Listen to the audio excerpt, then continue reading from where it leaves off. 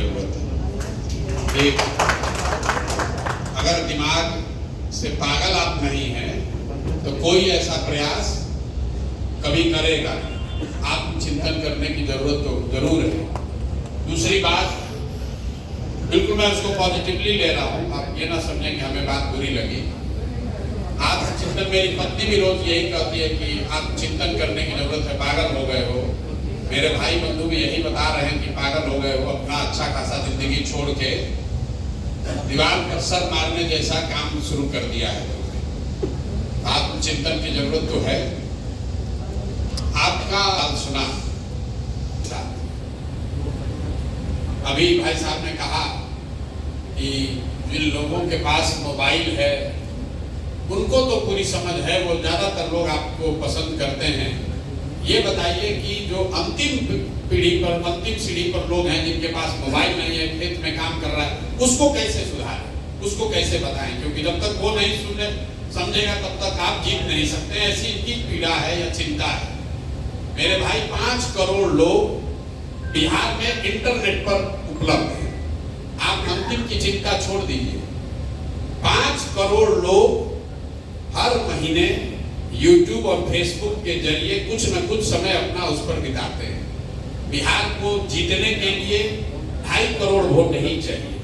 और यहाँ लेकिन दुख की बात देखिए, या चैलेंज कर लीजिए, दुख तो क्या ही होगा, यहाँ पर बैठा हुआ तो हर आदमी मोबाइल से जुड़ा हुआ है।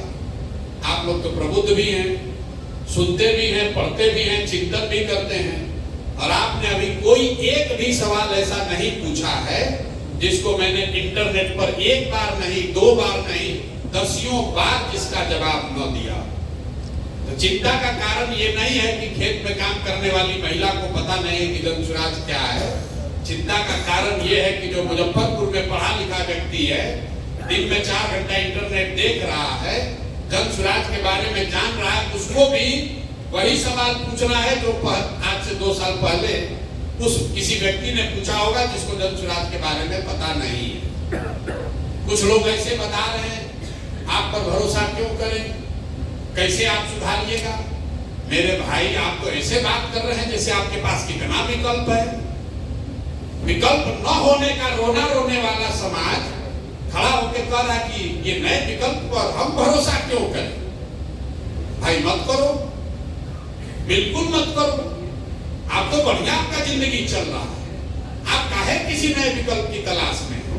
आप एक्सपायरी दवा खाकर खुश हैं, तो नया दवा का ट्राई करने का क्या जरूरत है? प्रोफेसर साहब खड़े हुए, अच्छी बात इन्होंने कही, हम अपना गुलामी क्यों दे दें आपको? हम अपना वोट देकर व्यवस्था क्यों बदलने हम तो आए हैं, हम आपको देने क्यों आए? ठीक बात है भाई, अभी तक जिसको वोट दिए हैं उसमें आपका कितना अधिकार है वो बता देना भाई, हम उसको समझ लेंगे। यहाँ पर बैठे हुए जितने लोग हैं, 2/3 से ज्यादा लोग बिना व्यक्तिगत राय पूछे हुए हम कह सकते हैं कि आपने एनडीए को, भाजपा को वोट दिया होगा। साथ में आप ये भी कह रहे हैं कि आपकी दुर्दशा कितनी है और कितने बार से एनडीए को वोट दे रहे हैं, ये भी आपको मालूम है। तो भाई आप इतने ही बड़े प्रबुद्ध हैं, इतने समझदार हैं, तो आपकी इतनी दुर्दशा है तो एनडीए छोड़कर कोई दूसरा विकल्प बना लेते हैं। कहते हैं भैया हमारा तो कुछ है ही नहीं, क्या करें, विकल्प नहीं है, लालू को तो दे नहीं सकते हैं, तो फिर वही किसे पीटे को वोट दे रहे हैं। तो जितने लोग ये कह रहे हैं प्रबुद्ध लोग कि हमारे पास तो विकल्प नहीं है, आप जरा बताइए कि ईवीएम पर नोटा बटन है कि नहीं है? और आप लोग तो पढ़े लिखे व्यक्ति हैं, अगर नोटा को किसी दूसरे उम्मीदवार से ज्यादा वोट आ गया होता तो कानून कहता है कि फिर से चुनाव होता, तो काहे नहीं आपने नोटा को वोट दे दिया? तो भाई प्रबुद्ध कहने से और सवाल करने से नहीं होगा। आप में से ज्यादातर लोग वो हैं जो वोट देने भी नहीं जाता। ये हम नहीं कह रहे, ये तो इलेक्शन कमीशन का आंकड़ा बता रहा है। बिहार में टोटल वोट ही पड़ता है 50-55%, और उसमें भी शहरों में वोट पड़ता है 40% से कम, और शहरों में भी मध्यम वर्गीय जो बूथ हैं वहां पर 25 से 30% वोट पड़ता है। ये इलेक्शन कमीशन का आंकड़ा है। 10 में 2 या 3 आदमी वोट देने जाता है और वो सवाल ऐसे कर रहा है, भाई वोट क्यों दे तुम्हें? बिल्कुल ठीक बात है भाई, तुम तो ऐसे भी वोट देने नहीं जाओगे। करना छोड़कर आपने इसके अलावा कुछ किया क्या है? अभी बिहार के जो बुद्धिजीवी लोग हैं, आप ही लोग के लिए प्लेटो ने कहा है, हम भी बुद्धिजीवी अपने आप, हमको भी किसी ने विद्वान कहा, हम IITian नहीं हैं, हम IITian सर नहीं है, IIT जाने की हमारी औकात नहीं थी स्टूडेंट के तौर पर, लेकिन पढ़े लिखे आदमी हैं तो बुद्धिजीवी कह सकते हैं। प्लेटो ने कहा, if you do not participate in democracy, be ready to be ruled by your inferiors. अगर आप राजनीति में भागीदार नहीं हैं तो इस बात के लिए तैयार रहिए कि कोई मूर्ख आदमी राजा बनकर आप पर शासन करेगा। तो जो बिहार का बुद्धिजीवी वर्ग है, मैं अपने आप को भी उसमें शामिल कर रहा हूं, ये हम और आप परिस्थितिवश या स्वेच्छा से हमने ये तय किया कि भाई हमको तो राजनीति में नहीं जाना, हमको तो लोग बैठ के किनारे से लंबा लंबा ज्ञान देना है। तो जब हम आप राजनीति में आएंगे ही नहीं तो स्वाभाविक है, जो बालू माफिया है, शराब माफिया है, लंपट है, बदमाश है, वही राजा है। अब फिर आप कह रहे हैं कि भ्रष्टाचार नहीं खत्म हो रहा है। बालू माफिया सर अगर जीत कर आपका सांसद बनेगा तो चोरी नहीं करेगा तो आपके बच्चों की पढ़ाई की चिंता करेगा। जैसा बोइएगा वो काटिएगा, जैसा बोइएगा वही ना काटिएगा। भाई आप कह रहे हैं कि आपकी क्यों जन सुराज पर भरोसा करें? भरोसा जन सुराज पर बिल्कुल मत कीजिए। आपने कहा व्यवस्था कैसे सुधरेगी? व्यवस्था सुधारने का सीधा तरीका यह है कि जिसको भी चुनिए, जिस किसी को भी चुनिए, उसको अकाउंटेबल बनाइए। अकाउंटेबल कैसे बनेगा? 5 वर्ष आपका वोट व्यवस्था ने बनाया है 5 वर्ष के लिए। जिसको अच्छा लगे, जिस पर भरोसा जमे, उसको वोट दीजिए। लेकिन वो वोट, वो भरोसा 5 वर्ष के लिए होना चाहिए। 35 वर्ष की बंधुआ मजदूरी नहीं होनी चाहिए। पूरे देश में 5 राज्य, तमिलनाडु, केरल, आंध्र प्रदेश, तेलंगाना और कर्नाटक, 5 राज्य मिलकर 1/3 GDP इन्हीं 5 राज्यों में है। सबसे ज्यादा तरक्की इन 5 राज्यों में हुआ है। एक विशेष बात क्या है इन 5 राज्य में? कोई व्यक्ति 78 साल में आज तक वहां 10 वर्ष से ज्यादा मुख्यमंत्री नहीं बना है। तरक्की सबसे ज्यादा वहां हुई है और सरकारें सबसे ज्यादा वहां बदली गई है, क्योंकि हर आदमी जो चुनकर आ रहा है या सत्ता में बैठा है, उसको ये डर है कि अगर मैं काम नहीं करूंगा तो जनता हमको हटा देगी। बिहार में नेता को, दल को वो डर ही खत्म हो गया। उसको मालूम है कि मुजफ्फरपुर का आदमी चाहे गटर में रहेगा, लेकिन लालू के सामने जब हम एनडीए भाजपा का टिकट लेकर आएंगे तो हम ही को वोट देगा। गाली दे कर देगा, रो कर देगा, लेकिन हम ही को देगा। तो क्यों आपके गटर की चिंता करे? क्यों आपका शहर सुधारे? क्यों आपके लिए पढ़ाई की बात करे? तो भाई व्यवस्था अगर सुधारना है तो आपको वोट चाहे जिस किसी को भी दीजिए, उसको अकाउंटेबल बनाइए। जन सुराज को भी दीजिए तो ये भावना से दीजिए कि जन सुराज वाले काम नहीं करेंगे तो 5 वर्ष में उनको झाड़ू मार के भगाएंगे। अगर आप वो कीजिएगा तभी व्यवस्था सुधरेगी। किसी के माथे पर नहीं लिखा हुआ है कि हम जीत कर आएंगे तो ईमानदार बने रहेंगे। भैया, जिसको चोरी करने का अवसर नहीं मिला वो सब ईमानदार ही है। ईमानदारी की परीक्षा तो तब न है जब आपको चोरी करने का अवसर हो। तो कुर्सी पर जाने से पहले हर व्यक्ति, हर नेता ईमानदार है। जब लक्ष्मी की गर्मी इतनी होती है कि कुर्सी पर बैठे कि सारा सिद्धांत गया तेल लेने।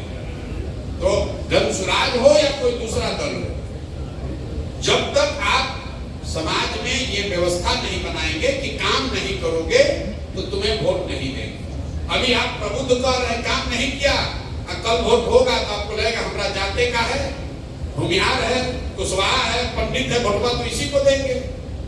तो जब आप जाति के आधार पर वोट देते हैं, मोदी जी के नाम पर वोट देते हैं, तो आपको व्यवस्था नहीं सुधार होगा, चाहे जनसुराज आए कोई दूसरा आए। सीधी बात है।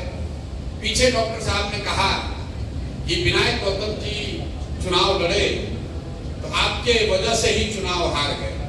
भाई बड़ा गलती हो गया, हमारी वजह से चुनाव हार गए। तो उनको हमारे पास तो भैया हम निमंत्रण देके लाए नहीं थे। उनको ये सुझाव अगर आप देंगे मित्र के तौर पर कि विनायक गौतम जी आगे से प्रसाद किशोर के साथ चुनाव नहीं लड़ना, हम लोग के साथ चुनाव लड़ना, जीत जाना, बात खत्म हो गई। आप जो कोई भी चुनाव लड़ेगा कि दुनिया में कोई गारंटी तो दे नहीं सकता है कि हर आदमी जीतेगा ही चुनाव। कुछ लोग जीतेंगे, कुछ लोग हारेंगे। आप डॉक्टर हैं, आप क्या ये गारंटी दे सकते हैं कि जिस पेशेंट का इलाज कीजिएगा वो सब ठीक ही हो जाएगा? और अगर नहीं दे सकते हैं तो फिर ये क्यों अपेक्षा रखते हैं कि कोई दूसरा आदमी जो चुनाव लड़ाएगा जीतेगा ही जीतेगा? और अगर विनायक जी को, आपको या किसी को ऐसा लगता है कि दंतुराज से जुड़ने से उसका नुकसान हो गया, आपको कोई जबरदस्ती बांध के थोड़ी ना लेके आए, आप तो खुद ही से आए होंगे, खुद ही से तो आए होंगे। और आए हैं तो इतना दिल रखिए कि आप जीत भी सकते हैं, हार भी सकते हैं। हम बिहार में खुद आए हैं, दंतुराज हार जाए उसके बाद हम बिहार के लोगों को गाली देने लगे तो हमसे बड़ा मूर्ख कोई नहीं है। भाई बिहार के लोगों ने हमको, सुप्रीम कोर्ट ने थोड़ी ना कहा है कि आपको बिहार में जाना है। हमने स्वयं से तय किया है कि हमारी जिम्मेवारी है। मैं समझता हूं कि मैं बिहार में कुछ कर सकता हूं, इसलिए मैं प्रयास कर रहा हूं। सफलता मिले या न मिले, ये मेरा अपना उत्तरदायित्व बनता है कि मैं इस मिट्टी के लिए, इस राज्य के लिए कुछ करूं।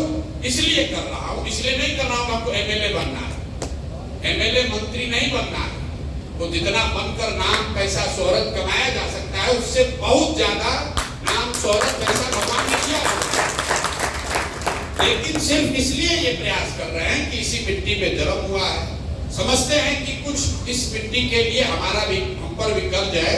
और उससे बढ़कर आप ये समझिए, प्रयास हम करें या आप करें, प्रयास आज हो या 10 वर्ष के बाद हो, करना तो किसी न किसी बिहार के आदमी को ही पड़ेगा। कोई तमिलनाडु से आकर बिहार, मुजफ्फरपुर, पटना, मधुबनी नहीं सुधारने वाला है। आपको तय करना है कि आप किसी के प्रयास में कंधा लगाना चाहते हैं कि बैठ के कमेंट्री करना चाहते हैं। बिल्कुल आप एकदम बिल्कुल स्वतंत्र हैं, कीजिए, जितना कमेंट करना है कीजिए, क्रिटिसाइज करना है कीजिए।